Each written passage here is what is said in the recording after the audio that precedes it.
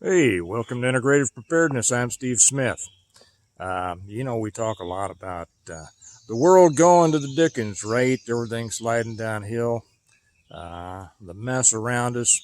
I just made one yesterday about the collapse of society. We sure see that coming, don't we? And I'm about to make one, um, and I thought it was going to be my next one about CME and how that's all going to bring everything to a real different spot here. We don't know when, but we know that it's assured it's going to happen, and I'll talk more about that in the next one. But, we can't lose sight of the fact that quality of life today is just as important and, arguably more important. I don't know. Some will say yes, some will say no. It doesn't matter. I think that they're both important. As the quality of life now is just as important as getting ready for the future. You don't want to sacrifice the beauty of today, the wonders, if I can say that, of the world around you right now, because you got your head down, snooting around, trying to get ready for some unnamed catastrophe that's going to happen sometime in the future. Now, it could happen tomorrow. It could not happen for another 10 years. And depending on what kind of life you've constructed for yourself, it may touch you differently than it touches others. It may not touch you at all. Kind of depends. But it's important to take the time to look around you and spend a little time relaxing every day. We're out at a place, an undisclosed location. That's one of our primary. I don't like the word bug out, but it's one of our first ring alternate locations that are kind of set out. I've talked about this before. We have we have a couple of final destinations if we need to go somewhere that's a lot different than where we live, and toward those locations we have certain rings. About every 10 to 15 miles, we have a spot that could sustain us either for a short time and many of them for a long time.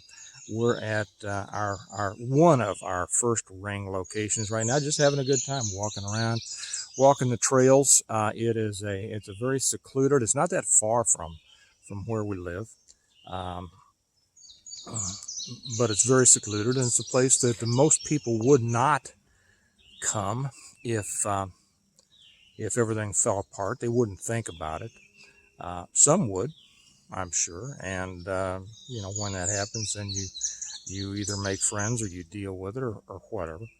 But but we come out here also just to enjoy it, and that's what I'm doing out here today. The Kelly and the kids we just dropped the oldest one off at a camp, and the two younger ones are up trail with Kelly.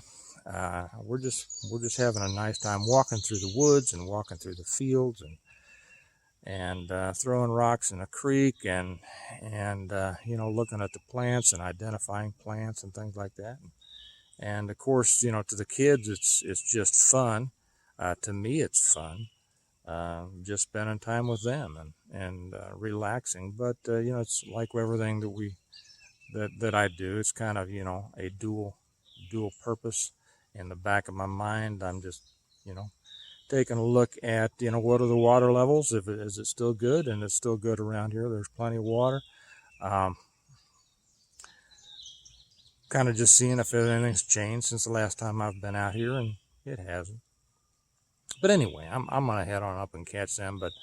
But I think that there's this tendency to get you too focused on the problems. And we don't do that well, hopefully. Some people do. Some people are just addicted to problems. But for the most part, we don't concentrate on the challenges in our life. I won't even call them problems because really they're just life. The challenges in our life at the expense of the good things, the things that bring us happiness, the joyous things that really should be around us every day if we're just, able to recognize them and see them and concentrate on them. And, people who are unable to do that burn out. and they become too, shall I say, too negative focused, too catastrophe focused, too problem focused. Now there will be those who say, well, you got to pay attention to the problems. Yes, you do. You have to be ready for them, but that's what proper planning is for, and that's what preparedness is for. You know what could happen, and you prepare for them. But don't sacrifice the life that God is giving you on a daily basis and enjoying it just because you're too focused on the problems of tomorrow. Jesus himself told us, not to worry. Now, he didn't say not to plan, but he did say not to worry, and that's where the big difference is. The worries of tomorrow, are sufficient to themselves. So I'd suggest, if you find yourself just too frantic and watching the news and getting ready and got to get this and got to get that and feeling like you're far behind, make sure that you take some time every day to kind of chill out and enjoy what's around you, because every day is today, right? And you don't want to sacrifice this today for some today in the future. But you also want to prepare. So I'm going to leave it at that. Catch up with them. Remember that we prepare well today in order to live well tomorrow.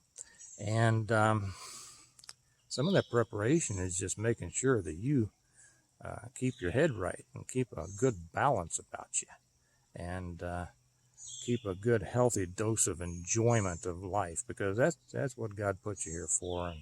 And to get too far down into the ditch of worry is neither his wish for you nor good for you. Okay, so I'll leave it there. I'm going to go catch up and go look at some. I think we're going to go look at some pretty stuff. We're down here in the deep woods because every time we give the kids a choice of which way to go, the boy says, that looks more dangerous, let's go down there, and the girl says, that looks prettier, go up there. So we're going to go up and look at some pretty things. So you all have a good day, and I'll talk to you later. Bye-bye.